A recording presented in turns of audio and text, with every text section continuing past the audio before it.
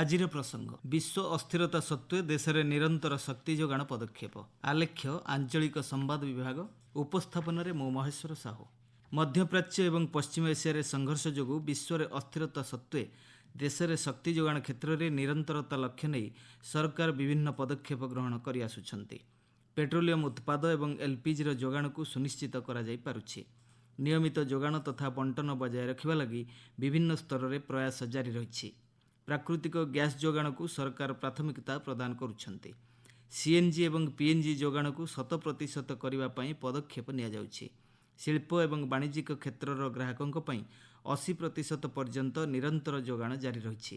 ପ୍ରମୁଖ ସହର ଏବଂ ନଗରାଞ୍ଚଳ ବାଣିଜ୍ୟିକ ଏଲ୍ପିଜି ଉପଭୋକ୍ତାଙ୍କୁ ପିଏନ୍ଜି ସଂଯୋଗ ନେବା ପାଇଁ ପ୍ରୋତ୍ସାହନ ପ୍ରଦାନ କରାଯାଉଛି। ଇମେଲ୍, ଚିଠି ଏବଂ ବିତରଣ କମ୍ପାନୀଗୁଡ଼ିକର ପୋର୍ଟାଲ ମାଧ୍ୟମରେ ପିଏନ୍ଜି ସଂଯୋଗ ପାଇଁ ଆବେଦନ କରିବାକୁ ପରାମର୍ଶ ଦିଆଯାଇଛି। ଘରୋଇ ଏବଂ ବାଣିଜ୍ୟିକ କ୍ଷେତ୍ରରେ ରନ୍ଧନ ଗ୍ୟାସ୍ ଯୋଗାଣକୁ ସୁନିଶ୍ଚିତ କରିବା ଲକ୍ଷ୍ୟରେ ପରିବର୍ତ୍ତିତ ସ୍ଥିତି ନେଇ ପେଟ୍ରୋଲିୟମ ଓ ପ୍ରାକୃତିକ ଗ୍ୟାସ୍ ମନ୍ତ୍ରଣାଳୟର ବରିଷ୍ଠ ପଦାଧିକାରୀମାନେ ସମୀକ୍ଷା କରୁଛନ୍ତି। ଏଲ୍ପିଜି ଆମଦାନୀ ତଥା ବିତରଣ ଉପରେ ସରକାର ତୀକ୍ଷ୍ଣ ନଜର ରଖିଛନ୍ତି। ଉପଭୋକ୍ତାଙ୍କୁ ସମୟୋଚିତ ଯୋଗାଣ ନେଇ ସରକାର ବହୁବିଧ ପଦକ୍ଷେପ ଗ୍ରହଣ କରିଛନ୍ତି। ଏପରିକି କଳାବଜାରକୁ ପ୍ରତିହତ କରିବା ଲକ୍ଷ୍ୟ ନେଇ ଗ୍ୟାସ୍ ବୁକିଂ ନିୟମରେ କେତେକ ପରିବର୍ତ୍ତନ କରାଯାଇଛି। ସହରାଞ୍ଚଳ କ୍ଷେତ୍ରରେ ପ୍ରଥମ ଗ୍ୟାସ୍ ବୁକିଂର 25 ଦିନ ଏବଂ ଗ୍ରାମାଞ୍ଚଳ କ୍ଷେତ୍ରରେ 45 ଦିନ ପରେ ଦ୍ୱିତୀୟ ଗ୍ୟାସ୍ ବୁକିଂର ସଂଶୋଧିତ ନିୟମାବଳୀ ଜାରି କରାଯାଇଛି। ତେବେ ବୁକିଂର ନିର୍ଦ୍ଧାରିତ ସମୟସୀମା ମଧ୍ୟରେ ଗ୍ୟାସ୍ ଯୋଗାଣକୁ କଡ଼ାକଡ଼ି ଭାବେ ପାଳନ କରିବା ନେଇ ସରକାର ପ୍ରୟାସ ଜାରି ରଖିଛନ୍ତି। ଏପରିକି କେତେକ କ୍ଷେତ୍ରରେ ରାଜ୍ୟ ତଥା କେନ୍ଦ୍ରଶାସିତ ଅଞ୍ଚଳ ସରକାର ସ୍ୱତନ୍ତ୍ର ନିୟମାବଳୀ କାର୍ଯ୍ୟକାରୀ କରିଛନ୍ତି। ପ୍ରାଥମିକ ବଣ୍ଟନ ପାଇଁ ବାଣିଜ୍ୟିକ ଏଲ୍ପିଜି ସିଲିଣ୍ଡର ରାଜ୍ୟ ସରକାରଙ୍କ ଦାୟିତ୍ୱରେ ରହିଛି। 30ଟି ରାଜ୍ୟ ଓ କେନ୍ଦ୍ରଶାସିତ ଅଞ୍ଚଳର ଉପଭୋକ୍ତା ଏହାର ସୁଫଳ ପାଉଛନ୍ତି। ଏଲ୍ପିଜି ସହିତ ପେଟ୍ରୋଲ ଓ ଡିଜେଲ ଭଳି ଅତ୍ୟାବଶ୍ୟକ ସାମଗ୍ରୀର ଯୋଗାଣ ଉପରେ ଉଭୟ ରାଜ୍ୟ ଓ କେନ୍ଦ୍ର ସରକାର ତୀକ୍ଷ୍ଣ ନଜର ରଖିଛନ୍ତି। ବିଭିନ୍ନ ସ୍ତରରେ ସମୀକ୍ଷା ମାଧ୍ୟମରେ କଳାବଜାରକୁ ରୋକିବା ପାଇଁ କଡ଼ା ପଦକ୍ଷେପ ଗ୍ରହଣ କରାଯାଉଛି। 22ଟି ରାଜ୍ୟ ଓ କେନ୍ଦ୍ରଶାସିତ ଅଞ୍ଚଳରେ ଏଥିପାଇଁ ସ୍ୱତନ୍ତ୍ର ନିୟନ୍ତ୍ରଣ କକ୍ଷ ପ୍ରତିଷ୍ଠା କରାଯାଇଛି। ବେଆଇନ ମହଜୁଦକାରୀଙ୍କ ବିରୋଧରେ ସରକାରଙ୍କ ପକ୍ଷରୁ କାର୍ଯ୍ୟାନୁଷ୍ଠାନ ଗ୍ରହଣ କରାଯାଉଛି।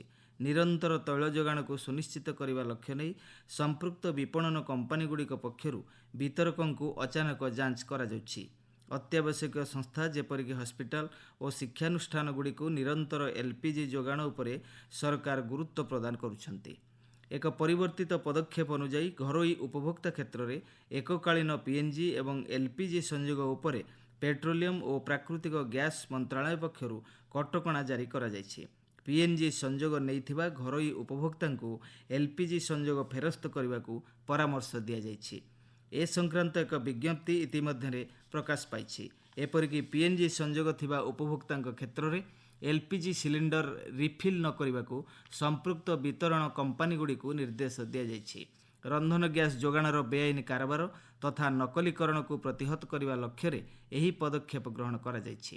ବିକଳ୍ପ ଇନ୍ଧନର ଆବଶ୍ୟକତାକୁ ପୂରଣ କରିବା ଲକ୍ଷ୍ୟରେ ସରକାର ପ୍ରତ୍ୟେକ ରାଜ୍ୟ ଓ କେନ୍ଦ୍ରଶାସିତ ଅଞ୍ଚଳଗୁଡ଼ିକ ପାଇଁ 48,000 କିଲୋଲିଟର କିରୋସିନିର ଅତିରିକ୍ତ ଆବଣ୍ଟନକୁ ଅନୁମୋଦନ କରିଛନ୍ତି। ସେହିଭଳି କ୍ଷୁଦ୍ର ବ୍ୟବସାୟ କ୍ଷେତ୍ରଗୁଡ଼ିକ ପାଇଁ କୋଇଲା ଯୋଗାଣକୁ ମଧ୍ୟ ସୁବ୍ୟବସ୍ଥିତ କରିବା ଲାଗି ପଦକ୍ଷେପ ନିଆଯାଇଛି। ସାମୁଦ୍ରିକ ପଥ ଦେଇ ଭାରତକୁ ପ୍ରାକୃତିକ ଗ୍ୟାସ୍ ଏବଂ ତୈଳ ଆମଦାନୀକୁ ସରକାର ସୁନିଶ୍ଚିତ କରୁଛନ୍ତି। ହର୍ମୁଜ ପ୍ରଣାଳୀ ଦେଇ 2ଟି ଭାରତୀୟ ଜାହାଜ ଶିବାଲିକ ଓ ନନ୍ଦା ଦେବୀ ଭାରତକୁ ଆସିଛନ୍ତି। ଏହି 2ଟି ଜାହାଜରେ 92,712 ମେଟ୍ରିକ୍ ଟନ୍ ଏଲ୍ପିଜି ଭାରତକୁ ଆସିଛି। ହର୍ମୁଜ ପ୍ରଣାଳୀ ଦେଇ ଭାରତର ଅନ୍ୟ ପଣ୍ୟବାହୀ ଜାହାଜଗୁଡ଼ିକୁ ଆଣିବା ପାଇଁ ସରକାର ଇରାନ କର୍ତ୍ତୃପକ୍ଷଙ୍କ ସହ ନିରନ୍ତର ଯୋଗାଯୋଗରେ ରହିଛନ୍ତି। ଉପଭୋକ୍ତାଙ୍କୁ କୌଣସି ପ୍ରକାର ମିଥ୍ୟା ତଥ୍ୟ ଉପରେ ବିଶ୍ୱାସ ନ କରିବାକୁ ପରାମର୍ଶ ଦିଆଯାଇଛି। ବିଭିନ୍ନ ସ୍ତରରେ ଉଦ୍ୟମ ମାଧ୍ୟମରେ ଦେଶବାସୀଙ୍କୁ ଅତ୍ୟାବଶ୍ୟକ ସାମଗ୍ରୀ ଯୋଗାଣ କ୍ଷେତ୍ରରେ ସରକାର ଅଙ୍ଗୀକାରବଦ୍ଧତାର ସହ ପ୍ରୟାସ ଜାରି ରଖିଛନ୍ତି।